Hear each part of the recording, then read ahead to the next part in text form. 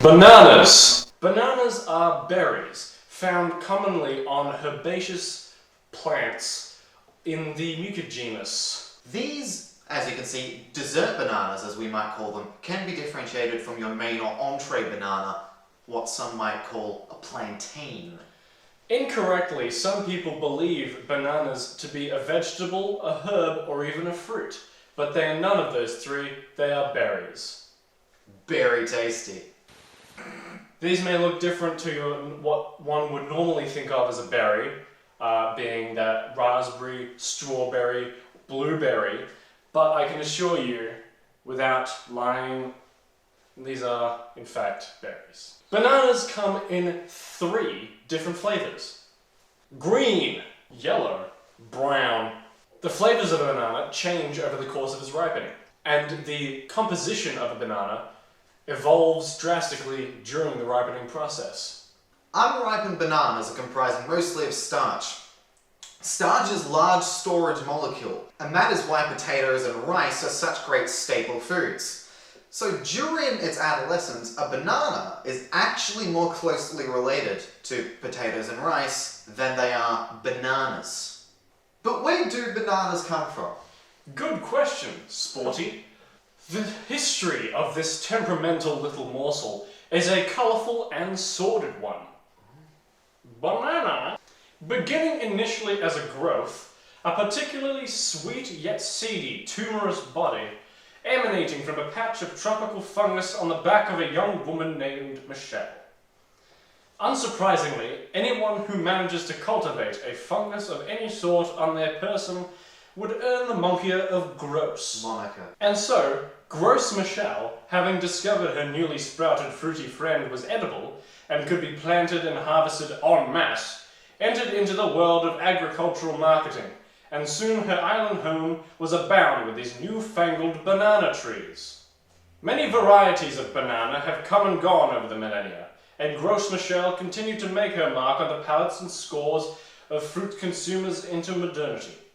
If you young'uns who never got the chance to savour the flavour of Gross Michelle, her original recipe is what fake banana flavouring in lollies and shakes was based on.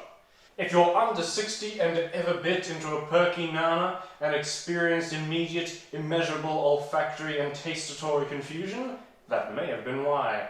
Now that we know what a banana is, what do we do with it?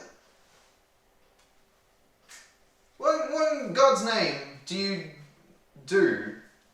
How do you manipulate that in a way? We eat the banana. Now that we know what a banana is, we will learn how one consumes one. First, there is the peeling. The peel is the most important and inedible part of the banana, like such. You are not supposed to eat the banana this way. I'm sure there are people around there who will, but it is the incorrect way to consume a banana. To consume a banana, first one must peel the banana. Take the top, some people take the bottom, but correctly you must take the top of the banana, rip it like that, and peel it down. Next, you take the left side, the right side, and the front side, and you peel the banana like so. Secondly, you take a bite of the banana. Not from here, but from here, like so. And you chew, and chew, and chew, and swallow. And that is the correct procedure on how one consumes a banana. Now, my assistant here will help me finish the banana.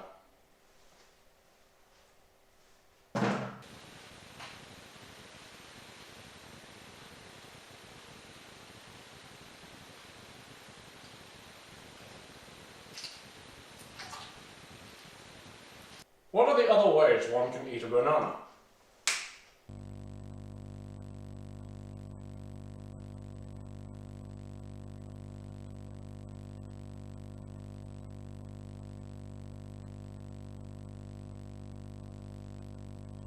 Okay, and now we shall ruin this big healthy boy for your own edutainment. The different ways one can prepare a banana are as such. No more, no less.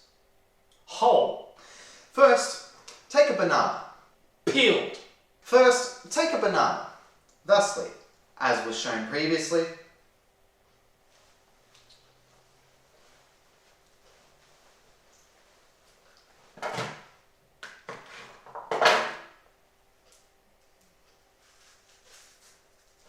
and remove the skin.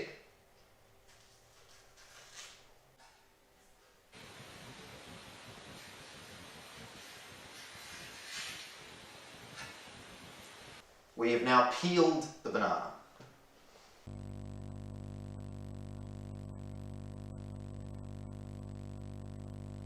Cut vertically. Vertically as in along the banana's length. Make sure that you've got it nice and flat so it doesn't roll away from you.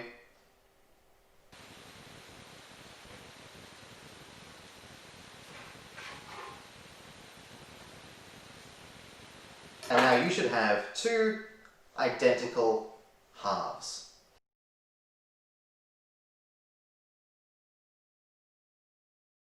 Cut horizontally. That is across the diameter of the banana.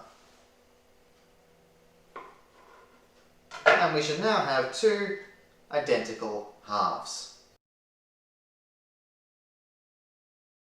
Cut into bite-sized pieces. So if you have a tiny baby mole like me, and you can't fit so much as a thimble inside your tiny mouth cave, you need to improve the shape of the banana so that you may ingest it thus. I recommend slicing them up into 1.5 centimeter pieces, and that way you can shove it into your mouth.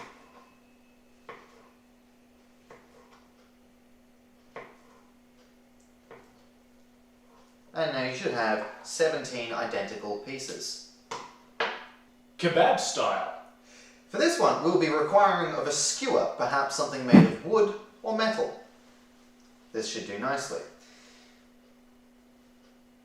Now, if you don't have a packet of skewers in your pantry like we do, you can go out into your garden to your skewer tree.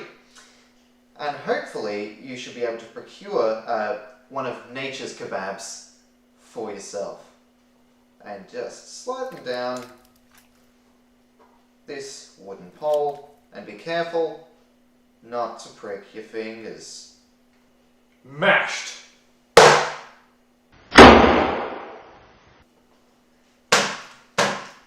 And don't worry about the skewer, because that actually provides extra fibre and shape for when you've finished with the mashing, you can actually continue to utilize it. You don't simply have to eat it as is. And so this skewer provides shape, structure to the mash.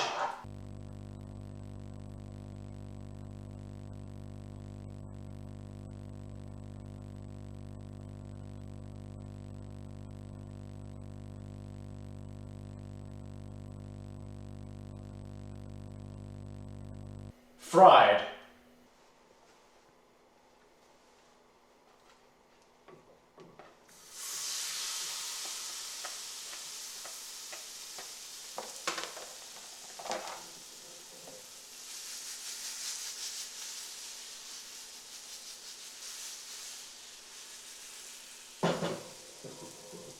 And now that we have finished frying our banana delight surprise, I'll walk you through the plating up. You put it on the toast. You can use whatever kind of bread you'd like. White, brown, rye, pumpernickel. For those of us in the room, you may notice a slight, a pancakey smell. This is your brain sending danger signals to your nose. And to add a little bit of flavour, and as a pretty visual, we've got some cinnamon, we've got some sugar, just like you might put in your French toast.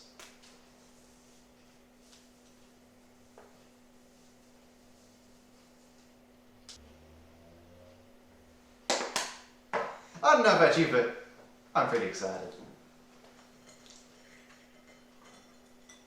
Now just be careful to avoid the splinters. It's great fiber, great roughage, but it may lodge its way into your gums and you may suffer septicemia.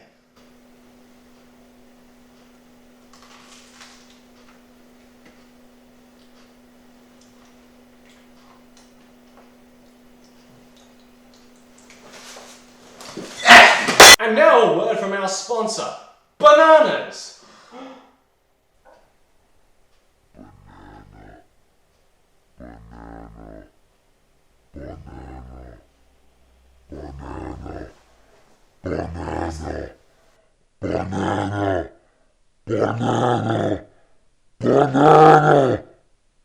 Banana!